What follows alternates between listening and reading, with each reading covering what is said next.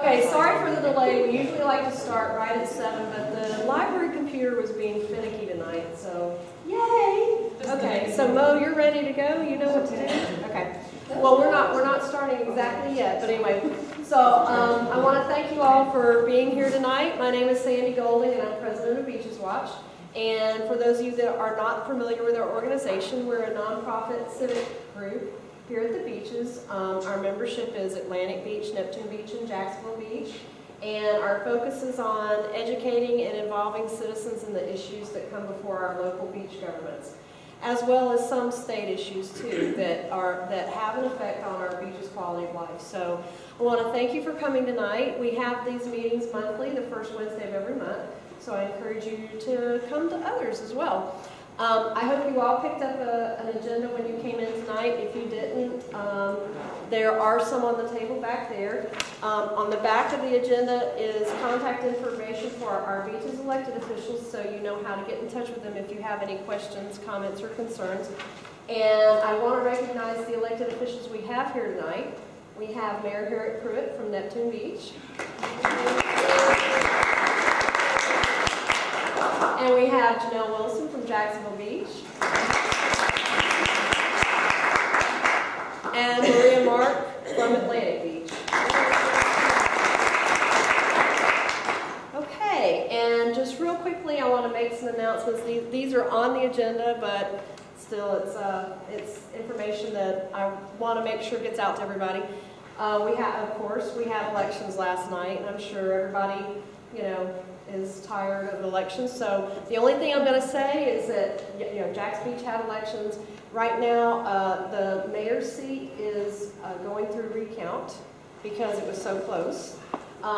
Charlie Latham won, but it's forced. Recount has been forced because of the closeness of the number of votes. So anyway. But seat 1 at large in Jacks Beach was Chris Hoffman was elected. Seat 2 at large, Phil Vogelsang, and seat 3, Keith Doherty. And then Amendment 1 in Jacks Beach passed, Amendment 3 passed, and Amendment 2 did not pass. So anyway, we have information on all that stuff on our website, but hopefully you all know what these amendments were because hopefully you voted on them. And then there's other information where you can go and see information about the state amendments. We have links to that in our agenda as well. And then the other thing we wanted to do tonight is we have elections in December and wanted to just we're closing nominations tonight for our board positions that are up for election in December. The nominations are for President, me. The treasurer is Beth Kilgore, and she's not here, and then Director Eileen Kremsky. So in December, we will be finalizing or confirming those nominations. So, and then the other thing is we have started early bird renewal for membership in Beaches Watch. So if you have not renewed your membership for 2013, you can do that tonight. Maria Mark is at the table there, and she can take your membership renewal. And then our next meeting is going to be Wednesday, December 5th, and we'll be doing our annual Beaches Watch Give Back donation, which is a donation that we make to a local nonprofit that is enriching the quality of life at the beaches. So anyway, we hope you'll come, and we'll have a presentation by that nonprofit, so it'll be a great opportunity to learn a little bit more. The nonprofit hasn't been selected yet, so we'll make that announcement sometime between now and the next meeting. So I would like to introduce our speaker for tonight. Lisa Rinaman is our new St. John's Riverkeeper, and I'd like for you to come up. She's got a presentation for us, and please tell us about yourself, and thank you for coming. Thank you. Thank you. Very happy. Good evening, everyone. I'm very proud to be here. As Sandy said, I'm your new St. John's Riverkeeper. Some days I feel very new. I've been doing this for 9 months now. Sometimes I feel like I've been doing it a long time because some of these issues you can never seem to move the needle. But it's a true honor. I had the pleasure of working with my predecessor since about 2005. I worked for Mayor John Delaney and Mayor John Payton previously. Had a chance to work with Art Graham, Mayor Pruitt on different issues, and so proud to be here at the beaches and following what this group does. Beaches Watch is kindred spirit, and not just with the river because it's based on citizen-based advocacy. And that's my main goal, is to give the river a voice where she does not have one. When I first started volunteering for this organization, I thought we get to be out on the river all the time, which we do try to get out on the river, but most of the decisions that are being made to either hurt or help the river, same with the beaches, are not always on the beach, or it's not on the river. It's actually in Tallahassee, where I spent yesterday working with the Department of Environmental Protection on some issues we'll talk about tonight. Or it's in a meeting with folks who are looking at doing more development, doing the training. In Palatka, I spent more time in Palatka than I ever thought I would on this job. And I've gotten to know that drawing intimately and actually discovering new ways to get to Palatka. You can discover new interesting things. But those were decisions were made that can help or hurt our river. But I actually learned to kind of sum up what the Riverkeeper does in a couple words. We celebrate the river. Mo's been working with us for a number of years, 9 years on a boat trip we have. We get folks out on the river because if you love and you care about the river, then you're going to want to protect her. Same with the beaches. We try to educate. We have a great educational program because a lot of kids, they haven't had the opportunity to get out on the water. So we want to make sure they get on the water, they participate on the banks, they understand what they can do in regards to water conservation, things like that. We also investigate. We look at issues. We get calls all the time. They're saying, is this right? This doesn't look like this is healthy for the river. What can we do about it? So we actually get out and investigate issues, advocate. That's my main job, getting out and giving the river a voice where she needs one, like I mentioned. And sometimes we have to litigate. We can't get things done. We have to push a little bit further, which we're involved in several pieces of litigation right now we'll talk about. Warren Anderson is here. He's on our legal committee, so we get to do a lot of work with Warren too, so appreciate that. So we'll move forward. I may be able to do this from here. I'm curious if it's even going to work. It's been very finicky. If not, I'll wing it. Y'all will just have to bear with me. And one of the reasons that this job was so appealing is it's not just about one person. We are an army of advocates, and that's what we do, is try to make it easy for anyone who cares about the river to help us have a larger voice.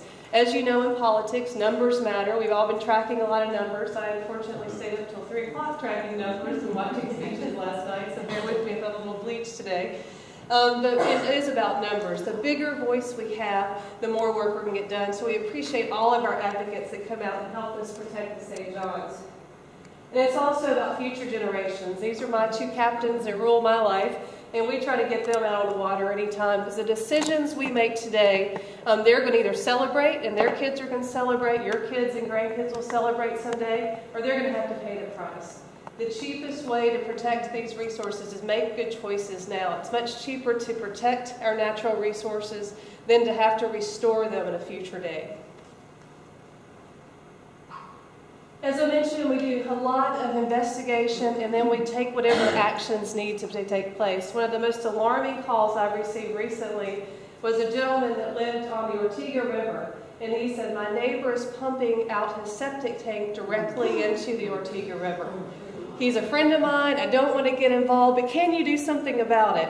And so we reported this individual, the Department of Health got out there and took care of it. And it's amazing how many calls you get like that. And if you don't want to report someone, we will do it for you.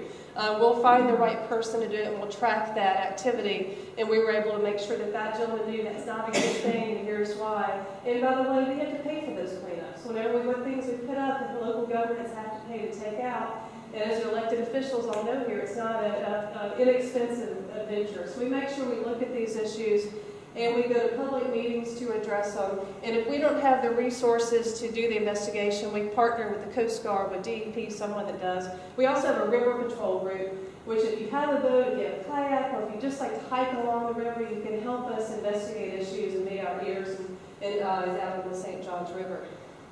Advocacy, as I mentioned, we have a history. We've been around for 12 years now, and we've done everything from looking at protecting from water withdrawals, from protecting from nutrient pollution, which is an ongoing issue that we've been fighting for 12 years. We just filed a petition yesterday.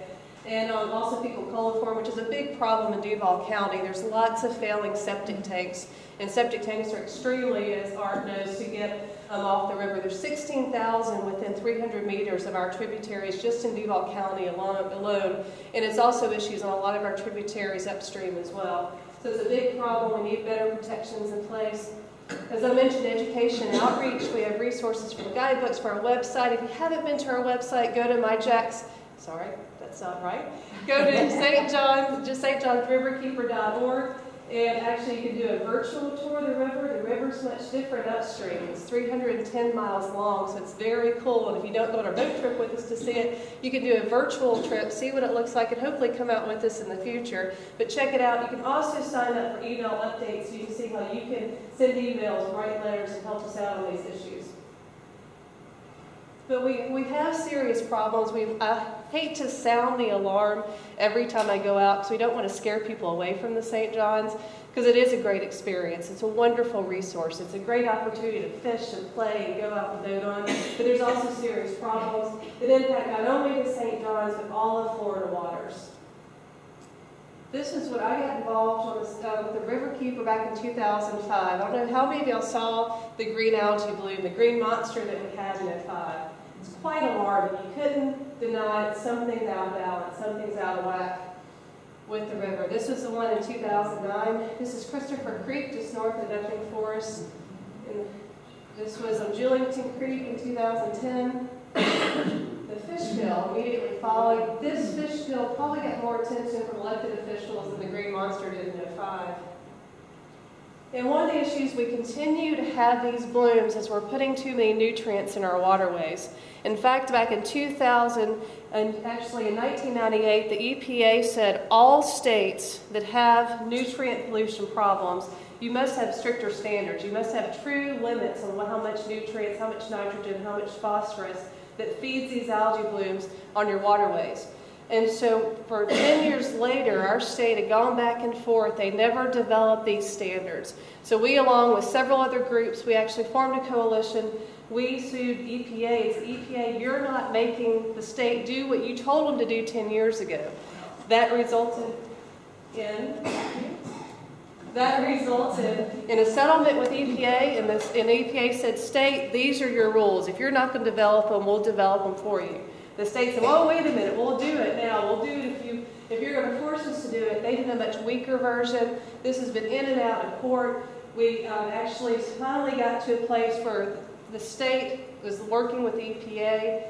The state decided to go ahead and implement these rules without going through the rulemaking process. So we filed a petition yesterday to say, wait a minute, if you're going to actually do a version of these now, you've got to go through a public process to make sure we're all looking and making sure they're doing it stringent enough. So it's something we'll get to continue to work on, which again, this has been, as you can see, going on for a number of years. I put this timeline up here because the state keeps saying, we haven't had time to do this. And we haven't had time to access all of our waterways. Only 20% of the rivers in the state have been tested for nutrient pollution. 80% of that 20% are polluted and they're impaired. So it's a huge problem, and we don't even know the extent of the problem yet. So we have to hold their feet to the fire on this issue, or we're going to continue to get those blooms and fish kills, and this is happening all over the state. Georgia Pacific, this is another issue that the Riverkeeper we've been working on for a number of years. Back in 2002, are you familiar with Georgia Pacific? It's a paper mill down just north of Palatka. And so it's upstream from here. Of course, everything comes downstream. And the problem with, they have been historically putting their discharge into Rice Creek, making paper, bleaching paper. We like white toilet paper. It's a messy process. There's byproducts. They couldn't meet water quality in Rice Creek. As a result of a lawsuit, a judge said, Georgia Pacific, if you can't meet water quality in Rice Creek, you need to put your discharge into the St. Johns River where you can get a mixing zone. And a mixing zone will allow you to put more pollution in so they can meet water quality. And of course, if you're a riverkeeper, if you care about waters, the last thing you want to see is a pipeline being built into the waterway that you love. So we spent several years fighting the pipeline, and we got to a point at the end of last year, we exhausted legal remedies to stop the pipeline. So we sat back about a month before I came on board and said, it's not really about the pipeline, it's about what's in the pipe. What can we do to get the most stringent pipeline or permit that we can? So we've worked for several months to get a more protective permit. It was one of those issues where you kind of hold your nose, go into the table. You still don't like the idea of a pipeline, but we wanted to make sure those protections were in place. We were able to negotiate improvements to the permit that weren't on the table before the negotiations. Unfortunately, they weren't happening quickly enough. So now we're challenging DEP and the community to say we need these protections in place and get the focus on getting a quick remedy as possible. There's some other challenges out there to the use of a mixing zone, and so it's not an issue that's over. There's a community meeting next Tuesday, November 13th in Palatka. If you're interested in seeing Palatka with us, you let me know, and you can go voice your concern about it and let them know that these protections need to be in place sooner than later. But we were able to get a lot of the problem isolated from the issue, but again, it's still a pipeline that actually they started using back on November, October 15th.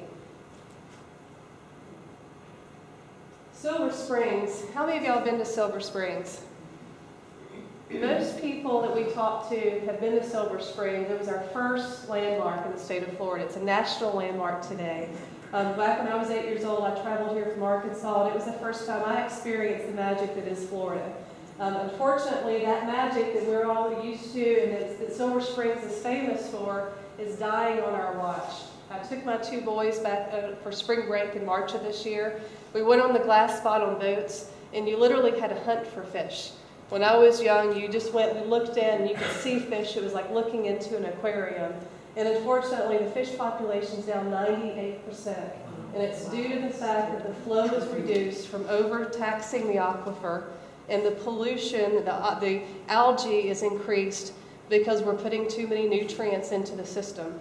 In fact, the state just issued a study that the current polluters need to reduce their nitrate footprint, their pollution, by 79%. And for any of us that worked on, I know Art, you have on TMDLs on trying to reduce pollution, that's an unattainable goal. It's highly expensive. And the state doesn't have the regulatory stick to even make that happen because it would be too cost prohibitive. We're talking about farms, we're talking about septic tanks, stormwater, utilities. It's an unattainable goal. DEP admits it's an unattainable goal. What's heightened all of our concern about the current condition of Silver Springs is a cattle rancher is buying a lot of property in the spring shed. And he's wanting to get a lot of water from an overtaxed aquifer to do a grass-fed beef farm. And grass-fed beef is not a bad thing unless it's in the wrong place. And this is in the spring shed, it's very sandy soil, and it's also, they're going to have to irrigate the heck out of it, they're going to have to fertilize the heck out of it to grow enough grass to feed the beef that obviously will then have manure following the whole fertilization. So it's a recipe for disaster. And this has gotten the attention of environmentalists across the state, of citizens across the state, because we all have a relationship. We don't want to see Silver Springs die on our watch, nor do we want, if we can't save Silver Springs, what can we save? Can we save the St. John's? You know, it's going to be an uphill battle. So we've all come together. And you may ask, why is the St. John's Riverkeeper interested and concerned and spending so much time on this issue? And it's 2 reasons. Silver Springs provides a critical freshwater resource for the St. John's. As we have droughts, as we have channel deepening, we get more salinity. We have to have that fresh water to make sure the balance is kept in check. Secondly, we think this is an example of how Florida law is failing our natural resources. And if we don't come together on this issue, then what can we come together? And that's been a great result of this, is that the environmental community is coming together and they're working as a team to force the issue and try to move the needle on this, and ultimately try to get the district to deny this permit. One good step, originally the applicant had asked for 13.6 million gallons of water a day, which to put in perspective is more than the city of Ocala uses on every day. And they reduced their ask to 5.3 million gallons a day. But that's still a lot of water. He's saying, I'm a great guy, I've reduced my ask 60%. I would say he probably never needed 13.6 gallons, and that's sort of the strategy. He's also working to spread the cows out, dilute the problem, but we're fighting. We're working with Sierra Club, we're working with Audubon, Florida Wildlife Federation, the Florida Conservation Coalition, and lots of folks coming together to make sure we raise enough of a stake on this issue and we're organized to challenge the permit if it is approved. Conservation land fire sale. This is something I know several of us, Maria and Warren, several of us have worked on this issue. There's an appetite in Tallahassee and Palatka to sell conservation land. It's been an issue we've dealt with in Duval County for a number of years as well. I think we have all these acres of conservation land. We need to get them back on the tax rolls. We need to have them producing for the state. We would argue they are producing for the state. They're protecting our natural resources. The St. John's Water Management District alone have bought 600,000 acres to protect our water resources. They did it very carefully. They did it very deliberately to make sure our water resources were protected. But they've gotten the directive from Tallahassee to go through it, to sell, to surplus, and to deem that some of these properties do not have conservation value. They're saying, don't worry, it's a small percentage. They're looking about 7% to either donate to local governments or to sell flat out. It could be development. But we say that's too much. That's $21 million worth of property at a time when we need to protect our water resources. Property values are low. We should be trying to buy more land. So DEP says, okay, well, if you want to buy more land, let's sell more land to get more land. So they zeroed out the Florida Forever program, which was designed to raise money for conservation land. And they're saying, well, if we'll sell $50 million worth of land, we can buy more land if that's what we need. So we said this is a very slippery slope. We're opposed to it. And there are a series of community meetings. There's not one in Duval County. But if you're interested in being involved in this issue on November 14th, there's a St. John's meeting. And you can actually go voice your concern there. Or you can go online to St. John's River Water Management District.org and voice your opinion there, or come to our website. We'll make it easy for you to get to their website to say this is a bad policy. We need to protect conservation lands instead. The district is making their final decision at their board meeting in December. Other threats. This is one of my favorite cartoons, by the way. I don't know if any of y'all went down for part of the water withdrawal hearings down in Palatka, but there was over 400 people that stopped the water withdrawals. It's still a continuing issue.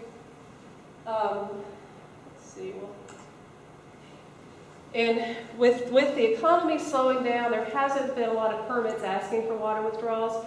But the interesting thing about water withdrawals, back in the Christ administration, the districts were saying the aquifers are overtaxed. We've got to start looking at other water sources. So they started looking at surface water withdrawal, taking water from the St. John's. But there wasn't enough science to make sure that wasn't going to bring harm to the St. John's. And by the way, we get fresh water. The river gets fresh water from the aquifer as well. So when the aquifers are overtaxed, the St. John's is bringing more salt water in. And so you have to look at the overall science. To the district's credit, as a result of a 2008 meeting where 400 people went down and said, make sure you have the right science, they did conduct a $3.2 million study, but it wasn't a comprehensive study. They just looked at quantity and they didn't look at the quality impacts. So they said, don't worry about surface water withdrawal. You're going to have sea level rise and there'll be more salt water coming in.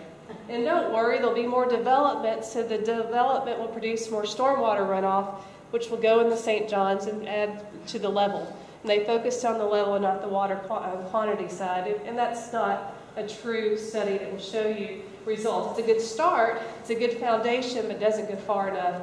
And it definitely does not provide a green light to take water from the St. John's without doing more science and more review. So that's ongoing. We think as the economy picks up, you're going to see more folks wanting to get more water from the St. John's River, as well as the Ocklawaha River and others. The consumptive use permit consistency program. You see in DEP right now that they're wanting to do consistency. They're wanting to streamline. They're wanting to make permits easier to get.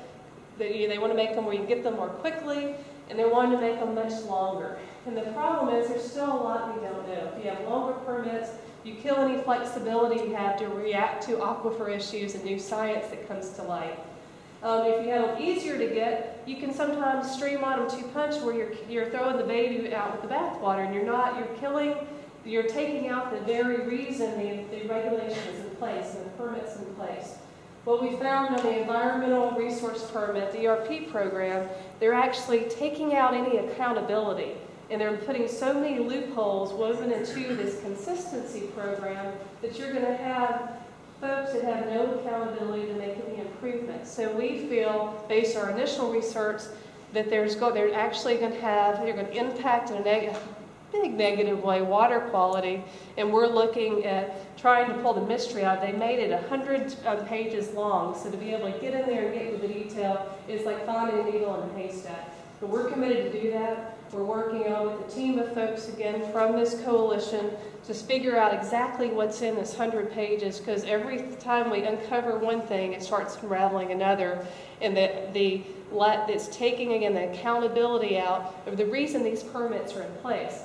In addition to this, the state is trying to get the federal wetlands program delegated to the state, because they say it's duplicate. It's just, there's a duplication. However, the federal program has a different definition of wetlands that protects 200 million acres of wetlands more than the state program. So it basically takes out another layer of protections for wetlands that are very important to not only just about the river, health of the river, but to all of our water resources in the state of Florida. So these are ongoing risks. They're very technical, but they're extremely interesting. So if you like this kind of thing, please join us on our website, let us know, and we'd love to keep you posted on these things. And all of these things, interesting enough, plan to, one issue that I'll mention and I'll answer any questions y'all have, is the river channel deepening for the port expansion. And that's something that's been fast-tracked recently because it's about the economy, and once focused on the economy, we have to make sure that the environment is looked at thoroughly, because we know there will be impacts. The Corps is admitting there will be impacts to the St. John's. They say they're modest impacts. However, there's a lot of assumptions built into the modeling, so we have to make sure that their assumptions meet the past muster, and that they're looking at it robustly enough to really identify what those impacts will be. They're not using the same method as the district does and talks about sea level rise as a good thing, because we know it's not. It's not good for the health of the St. John's. So we're working on that. There was a meeting recently, but it's moving quickly. They're going to make a decision by January on how deep they're recommending it, and then there'll be a process moving forward to see how much it's going to cost. We understand right now it's about $600 million, so it's going to be a huge investment, and they're resistant to putting mitigation dollars in, but we have to identify what mitigation needs to take place, because if he has all these other issues like water withdrawals, more people putting more stormwater in, it's all messing with that delicate balance that we have to protect in every angle we can. So those are some of the things we're working on. The best part of this job is going out and meet people like you and understand what your interests are, your questions, what you see out there, and also hear from you. I brought business cards. Please let me know if there's stuff going on, whether it has to do with any of the Florida water issues, water policy. After working in government for 10 years, one of the water policy side is of interest to me just because it can turn bad so quickly if you let it, and you have to really keep an eye on it. So with that, I'll wrap up and see if there's any questions, or if there's an issue I might have missed that y'all are interested in. Art, you have anything? You've never let me go without a question. Do you know of any programs are out there as far as building more reservoirs? I know there's a big project going on in just north of Atlanta. We're building a big massive one. And I know we just approved one in central Florida. But I guess what I look at is you see all this rainwater that hits down, and rather than let that rainwater run out to the ocean where it's no longer good, if there's any programs to capture that rainwater so you can use that for some of this water withdrawals and just some fresh water for the cities. There's a lot of discussion right now. One of the things is a result of our springs. The Silver Springs issue I mentioned, that it's drying up, it's not just Silver Springs, specific. It's happening to all of our springs. And one of the things that resulted is that is the St. John's Water Management District in Swanee, they formed a North Florida Water Supply Partnership. And reservoirs are something they're looking at. And this is an appointed group. It's made up of utilities, industry, agriculture, environmentalists, local governments, and I'm missing one other. But they're looking at reservoirs and different things like that. I think there's some in the lower basin. That's a trip. There's some ideas for some of those, south of here, but not anything in this area that I'm aware of. But it is being discussed as a possibility. Any other questions? Yes, ma'am. This doesn't affect St. John's, but I heard that some of the large water companies, Aquatura, Visani, are trying to take water out of some of the springs outside of Tampa. Is that still happening, and is that going to any time affect us? It's interesting. That's one thing that we do in the state of Florida. We give our water away for free for the sake of jobs, and that's been something that we've got to change our policy on that. I don't know specifically about that one. One thing I know that's discussed every year in the legislature is putting a tax on that and having, like for the water bottling companies to have a tax and use those dollars to restore some of these dwindling resources. But it's a huge problem, and we can't continue to use water. There's some some reports out there saying we're already using too much. We've already allocated too much, but we're still using it as an incentive to get businesses here. So I don't know that one specific, but I know it's something. It wouldn't surprise me if that's ongoing. It is, because I know there's been some. There was one that was actually fought back. The community fought back, and they denied. It's very rare that they deny it, because especially right now, if it's tied to jobs, it usually gets passed. Yes, sir. So the water going down in the springs, we were over there Yes. this spring and saw that firsthand. It was really alarming. Is that just a hopeless thing? I mean, nature can't keep up with our sucking it out as businesses, as consumers, etc., because there's too many of us, or is there any? There's hope. Is there any There's hope, and thank you for that question, because I get focused sometimes on the negative. I don't talk about the hope and the good side, and there is hope, and that's water conservation. That's us focusing on all of us using water more efficiently. We were lucky this year, we had a lot of rain. And so even though we had a lot of rain, there wasn't as dramatic of an increase in some of the springs that we'd hoped for. So it shows we're continuing to take more out than is going in. But we have to change the way we do water. One of the big concerns and arguments we're having with the state right now, we had yesterday, is they continue to do water conservation with the carrot method. They're trying to do it as incentives. And we argue and say it's time to do it with a stick. We have to make these things mandatory for consumptive use permits. Because if you allow them to do it if they want to, they just continue to do it. And so we've got to have a water ethic. There's a wonderful woman, an author, Cynthia Bardette. She's speaking in St. Johns County tonight. And she has a book, and she talks about we have to have a different water ethic in Florida and appreciate it as a valued resource, and it's one we can't take for granted. But it's all about water conservation. And so that's the ticket. And would that push be more toward the large businesses that are using it, industries, or is that more toward consumers? All of us, in agriculture too. I mean, agriculture is one of the bigger. You can go and turn that off. Thank you. Agriculture is one of the biggest, users in the state, and so they have to play a role. Right now, agriculture is exempt from all the nutrient protections that are in place, from anything regarding irrigation. There is a new generation of farmers that are coming up, and they're more sustainable farmers. And so there's starting to be some pilot projects, but we have to, across the state, focus on water conservation. And we were, interesting enough, we were going in the right direction. Back in 2009, there was a very aggressive movement in the districts to have mandatory water conservation in the consumptive use permits, but that's all changed in the last 2 years. So we're hoping to turn that around with pressure.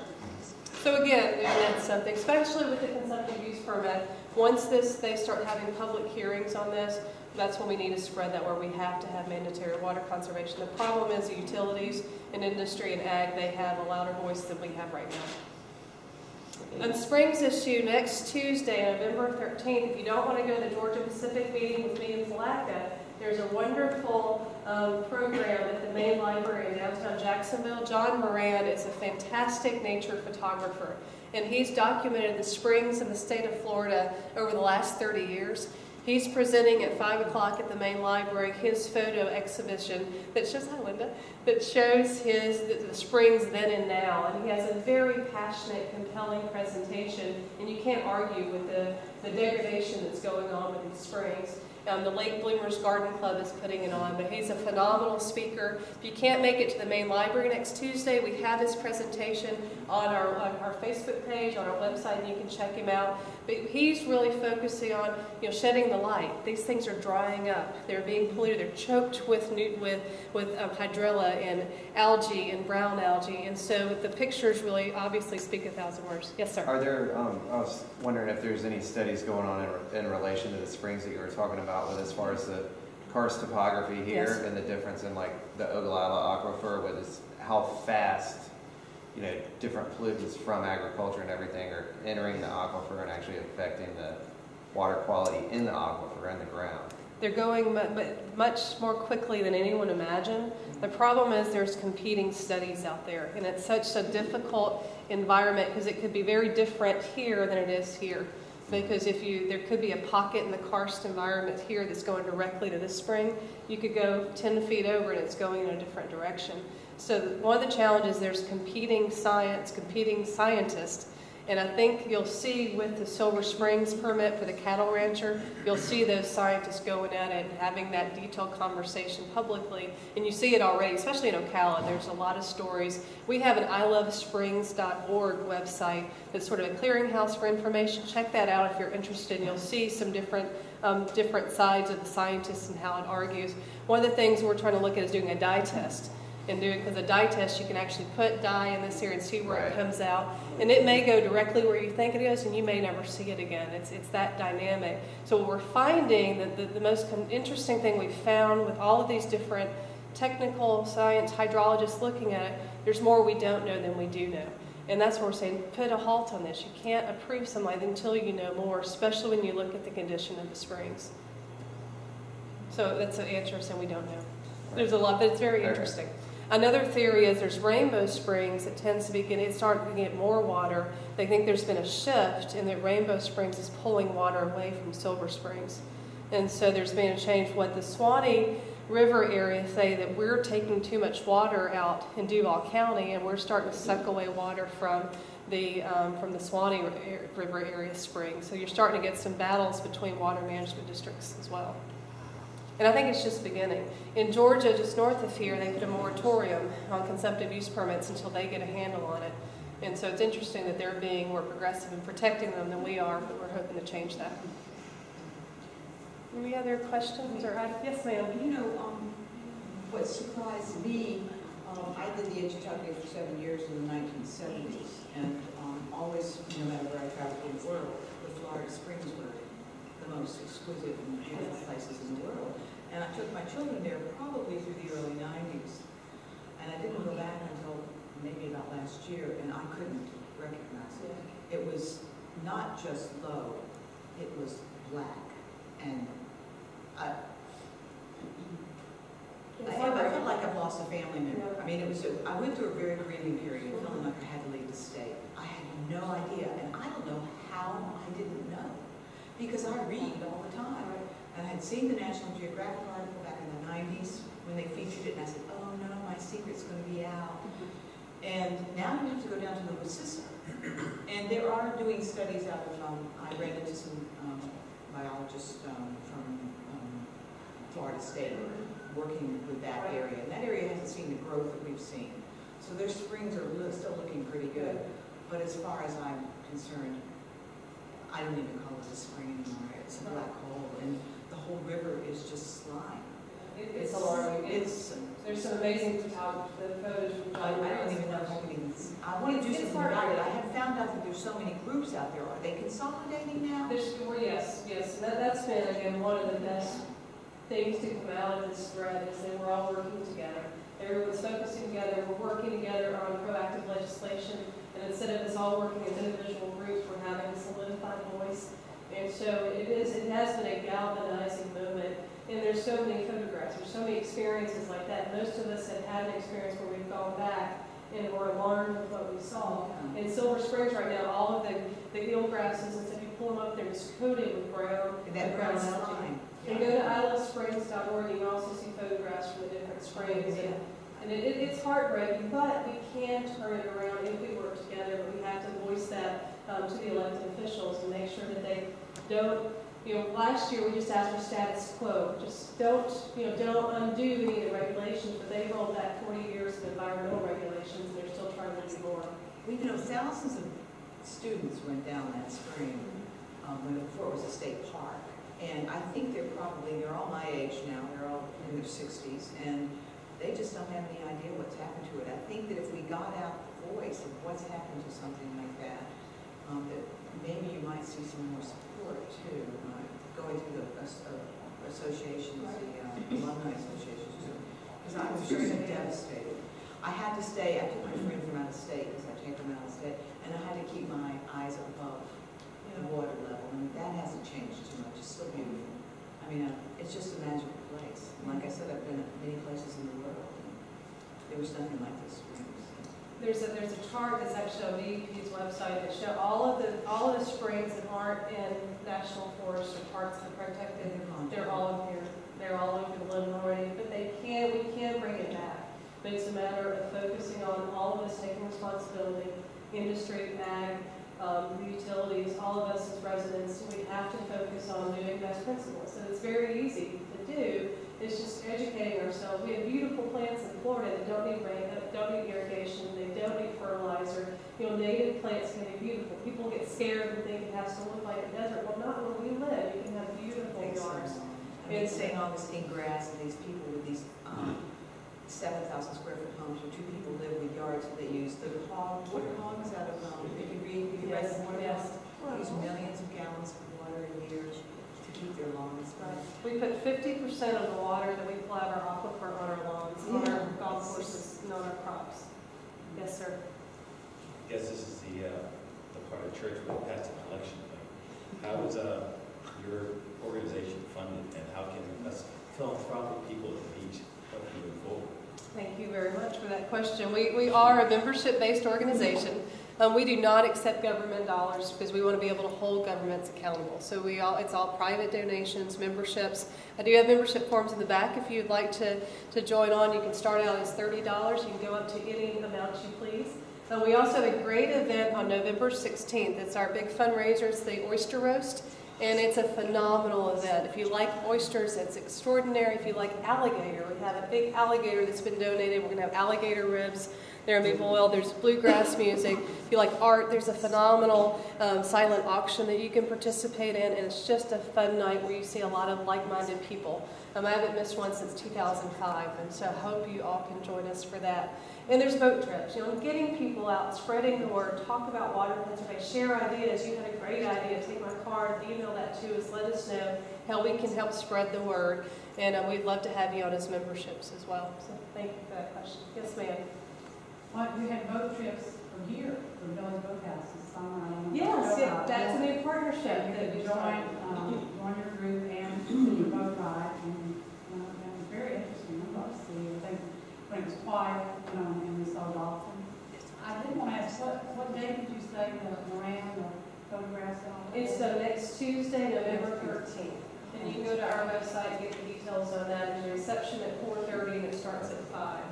The Oyster Roast, one other event I was going to tell you about. We have a boat ride coming up on November 17th to Black Creek. It's a partnership with Audubon, so it's going to have a bird watching component, which would be really interesting. And if you have a group, we can also do a customized boat trip for 2 hours on the St. John's to Black Creek. We do some things up in the Timaquan Preserve. We work and do some things with Maria. So any ideas, again, it's about celebrating the river. So we get excited. We want to protect it, but most ultimately protecting it, spreading the word, and get people that can help us that they've seen this happen. And Michelle and I were just at a St. John's River Ferry meeting, and that would be a great thing to connect up with. You probably already have, because for $1. Right. You go for a boat ride, you see porpoises, and I mean, it's just so cool. Or you take your car. Well, on the ferry, that's been something. I love going up Picture Drive and get the ferry, go to Singleton and go back. You feel like you're on a mini vacation. It's a cheap ride for your children if you stop and just go back and forth. You know, it's amazing. And it's a way to access the river. And it's a beautiful part of it. It is a gorgeous part. So I should have them call you. I mean, we should connect them together somehow. That would be great. This Saturday, just piggybacking on the Audubon. Yes. The Jennifer Johnson Gallery is doing an exhibition. It's like $10 proceeds go to the Audubon. Oh, And it's fantastic. 3 amazing artists, Mark Messersmith, and just going to that gallery is Did beautiful. y'all hear? Jennifer Johnson Gallery this Saturday is having an art exhibit, an open, proceeds going to Audubon. Yeah. So 3 great artists that are going to be, what are the times? From 6 until 8 on Saturday. From 6 until 8 on Saturday. It's beautiful. It's beautiful art. And that's been something interesting. We've been working here locally, more as a coalition, because I think all of us realize the more we work on these issues together, the stronger voice we have. And we've got to make sure now it's coming from every direction. It's coming really fast. And so we have to make sure that we work and we put up a front, we get our voices out there. It's as easy as writing an email, as writing a letter, go into a meeting. I always offer, if I'm going, I have a car that seats 6 people. Come on, we'll go together and carpool.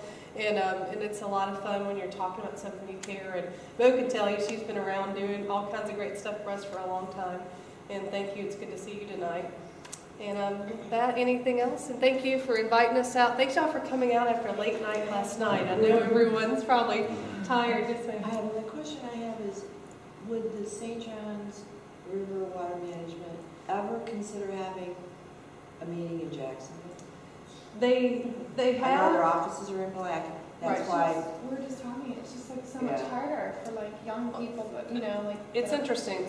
They did a series on Silver Springs. They launched this Silver Springs initiative, preparing for them to approve this permit.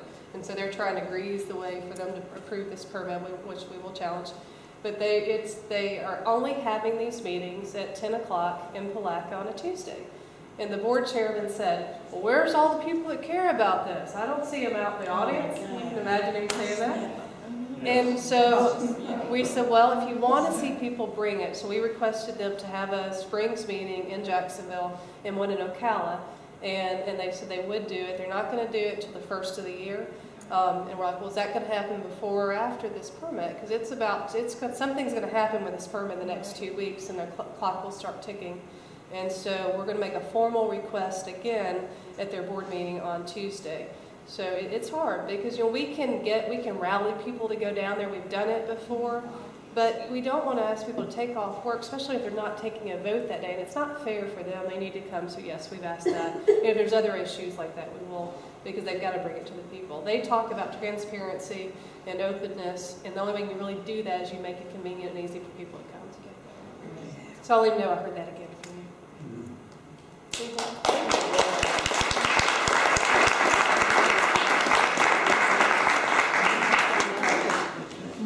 Thank you, Lisa. I mean, we're really glad to have you representing the river and being the voice for the river, and thank you for coming tonight. Do we have any announcements? I believe Mayor Pruitt said something to me earlier about she wanted to make an announcement. Yes, I'm sure you all know about Pete's. I went to Canada that helped and really got into it, and I owe her a lot. And anyway, Nancy got her permit, it's on. Okay, do we have any other announcements anybody wants to make? Okay, well then, thank you all for coming tonight. And as I mentioned before, our next meeting is Wednesday, December 5th. Be sure and stop by the Beaches Watch table. If you haven't joined, you can join. And basically it's a $10 for individual membership and $15 for family. And it just helps support what we're doing. It helps us pay for the things that we do in the community. And then also pick up St. John's Riverkeeper literature and Lisa's card and the documentation for membership with the Riverkeeper as well. So thank you. Have a wonderful evening. Thank you.